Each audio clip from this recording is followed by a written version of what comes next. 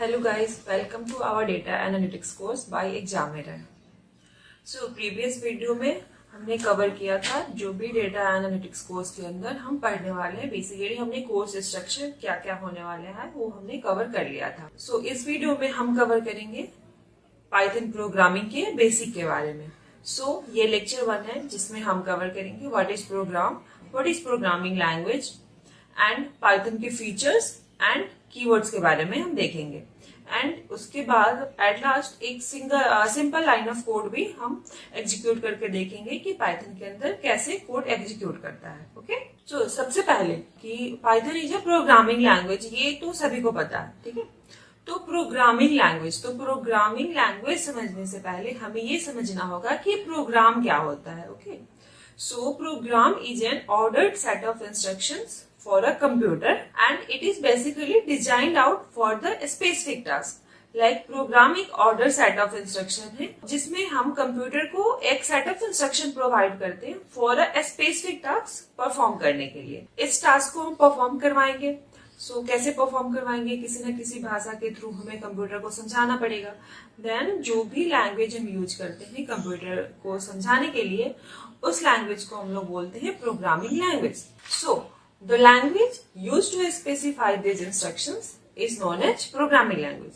And programming language एक ऐसा medium है जो ह्यूमन लॉजिक और मशीन के ऑपरेशन के बीच के ब्रिज का काम करता है। Okay, so with the help of programming language हम मशीन को ये समझा पाते हैं कि हम उससे क्या करवाना चाहते हैं। ओके, ह्यूमंस को हाई लेवल लैंग्वेज समझ आता है और मशीन को बाइनरी लैंग्वेज यानी कि मशीन लैंग्वेज समझ आता है जो कि 0 एंड 1 के फॉर्म में लिखा जाता है। और हाई लेवल लैंग्वेज कौन सा है, जैसे कि जावा, पाइथन, ये सारे हाई लेवल लैंग्वेज है जो कि ह्यूमंस को समझ आता है।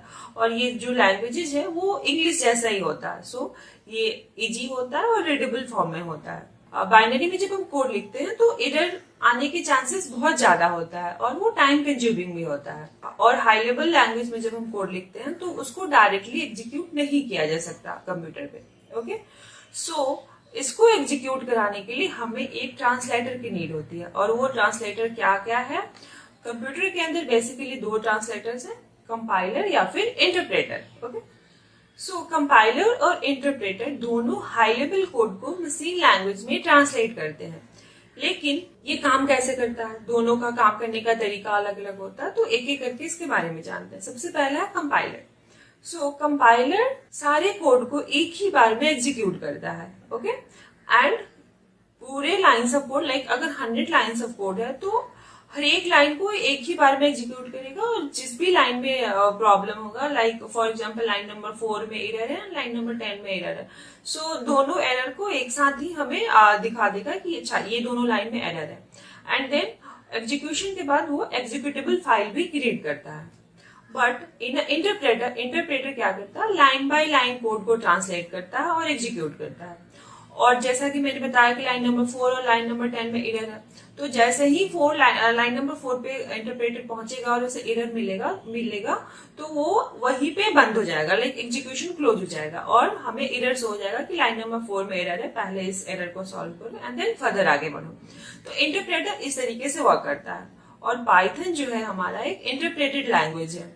इसमें line by line code execute होता है। सो अगर line by line code execute हो रहा है तो ये कहीं ना कहीं हमारे लिए आसानी हो जाता है कि पहले इस वाले कोड को सॉल्व करो एंड देन फर्दर आगे बढ़ो। ठीक है, सो इसका एग्जीक्यूशन आसान हो जाता है और डिबगिंग भी फिर आसान हो जाता है। ओके, सो हमने ये सब देख लिया।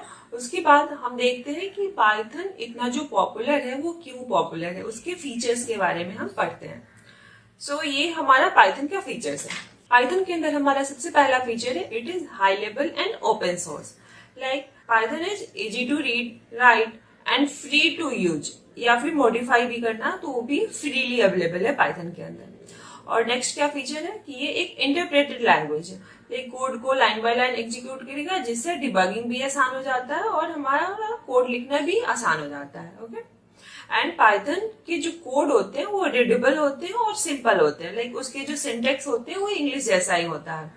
So it is simple and clear and next इसका क्या फीचर है कि it is case sensitive. Case sensitive का मतलब हुआ कि अगर सेम लेटर्स को, फॉर एग्जांपल अगर यहाँ पे हमने दिया हुआ है कि नंबर लिखा हुआ है, सेम नंबर को हमने एक जगह कैपिटल लेटर में लिखा और एक स्मॉल लेटर में लिखा हुआ, तो दोनों अलग अलग ट्रीट होगा। लाइक अगर आपने कैपिटल में लिखा उसका कुछ और मतलब हुआ, स्मॉल में लिखा तो उसका कुछ और मतलब हुआ। तो इसी को हम लोग बोलते हैं केस सेंसिटिव। तो ये एक बहुत ही इंपॉर्टेंट फीचर्स है, या फिर आप बोल सकते हो ये एक बहुत ही इंपॉर्टेंट चीज है जिसपे हमें ध्यान देने की जरूरत होता है जब हम कोड लिखते हैं कि हमने कोड कैसे लिखा है, स्मॉल लेटर में लिखा, कैपिटल लेटर में लिखा। तो इस सब बात को ध्यान देना बहुत ही आवश्यक है। नेक्स्ट है कि पाइथन जो है पोर्टेबल है। लाइक आप कोई भी ऑपरेटिंग सिस्टम यूज करो, चाहे आप विंडोज यूज करो, लिनक्स यूज करो, या फिर आप मैक ओएस यूज करो, कोई भी ऑपरेटिंग सिस्टम यूज करो, पाइथन का कोड जो विंडोज पे रन होगा वो लिनक्स पे भी रन होगा। लाइक ये पोर्टेबल है, ये सेम कोड हर एक जगह रन होगा, हर एक ऑपरेटिंग सिस्टम पे रन होगा। Okay, and the most important features in the Python is it is rich standard library. Like इसके अंदर बहुत सारे ऐसे इनबिल्ट लाइब्रेरी हैं जो हमारे काम को आसान बनाता है। इसके अंदर ऐसे बहुत सारे मॉडल्स हैं, फंक्शंस हैं जो कि इनबिल्ट है, जिसका हम लोग डायरेक्टली यूज कर सकते हैं पाइथन के अंदर, और ये हमारे कोड को छोटा भी बनाता है और आसान भी बनाता है और बहुत जल्दी एग्जीक्यूट भी हो जाता है। ठीक है, तो ये था हमारा पाइथन के फीचर्स। और पाइथन के यही सारे जो सिंपल फीचर्स है जो कि इसको बिगनर फ्रेंडली बनाता है। अगर कोई नया है वो भी पाइथन सीख सकता है, अगर उसको कोडिंग लैंग्वेजेस के बारे में, प्रोग्रामिंग लैंग्वेजेस के बारे में नहीं भी पता तो भी वो सीख सकता है। अब जो है हम एक पाइथन के इम्पोर्टेंट टॉपिक को कवर करने की कोशिश करते हैं, वो है हमारा Python keywords. So what is Python keyword? Basically, keywords are the reserved word in the Python that have the special meaning and purpose.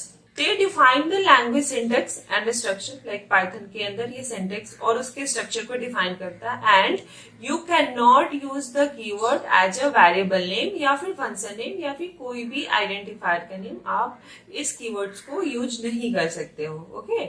So keywords वैसा special words है Python के अंदर जिसके द्वारा जो है हम पाइथन के सिंटेक्स और स्ट्रक्चर को डिफाइन करते हैं।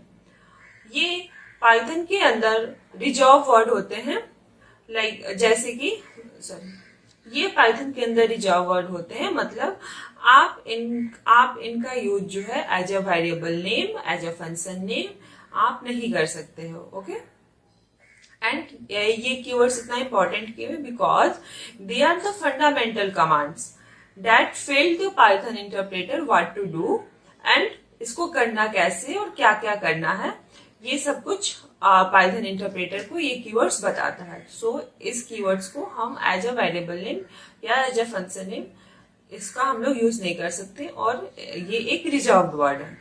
सो देखते हैं कि पाइथन के अंदर ऐसे कौन कौन से रिजर्व वर्ड है। सबसे पहले इसको कोड के थ्रू हम करते हैं। So this is the code to see कि पाइथन के अंदर कौन कौन से कीवर्ड्स हैं और कितने कीवर्ड्स हैं। सबसे पहला लाइन ऑफ कोड है हमारा इंपोर्ट कीवर्ड। सो पाइथन के अंदर एक बिल्ट इन मॉड्यूल है कीवर्ड नाम का, जिसको हमने यहाँ पे इंपोर्ट किया है। ओके, एंड नेक्स्ट है हमारा keyword dot KW list. KW list basically एक ऑब्जेक्ट को हमने कॉल किया है जिसमें जितने लिस्ट ऑफ कीवर्ड्स हैं जो पाइथन के अंदर है उसको हमें देखना है। तो सबसे पहले हम कीवर्ड लाइब्रेरी के अंदर चले गए, एंड देन फर्दर उस लिस्ट के अंदर चले गए जहां पे हमारे सारे कीवर्ड्स उस लिस्ट के अंदर स्टोर किए गए हैं, एंड उस लिस्ट को लेकर हमने प्रिंट करा दिया, यानी कि हमें आउटपुट मिल गया जितने लिस्ट ऑफ कीवर्ड्स है। तो आप यहाँ देख सकते हो कि false, none, true, and as, ये सारे क्या है? कीवर्ड्स हैं जो कि पाइथन के अंदर है। तो एज ए लिस्ट हमें लिस्ट ऑफ कीवर्ड्स हमें मिल गया। सो देखते हैं कि उसके बाद कि ये कितने कीवर्ड्स हैं।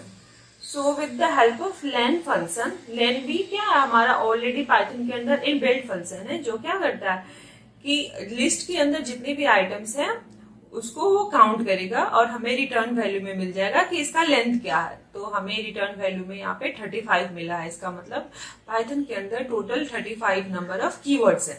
ओके, सो ये था आज का हमारा लेक्चर नंबर 1, जिसमें हमने लेक्चर नंबर 1 क्या था? Introduction to Python. आज हमने क्या क्या देखा? आज हमने देखा what is programs and programming language के बारे में, देन इंटरप्रेटर देखा और कंपाइलर देखा, उसके बाद हमने देखा फीचर्स ऑफ पाइथन कि पाइथन के कौन कौन से फीचर्स हैं। उसके बाद हमने कीवर्ड्स देखा। सो अगले लेक्चर में हम कवर करेंगे variables, identifiers, commands, data types और भी बहुत कुछ। सो स्टे ट्यून्ड रहो और हमारे चैनल को सब्सक्राइब करो और हमारे वीडियो को लाइक करो और बेल आइकन को दबाओ ताकि आपको नोटिफिकेशन फर्दर आगे मिलते रहे।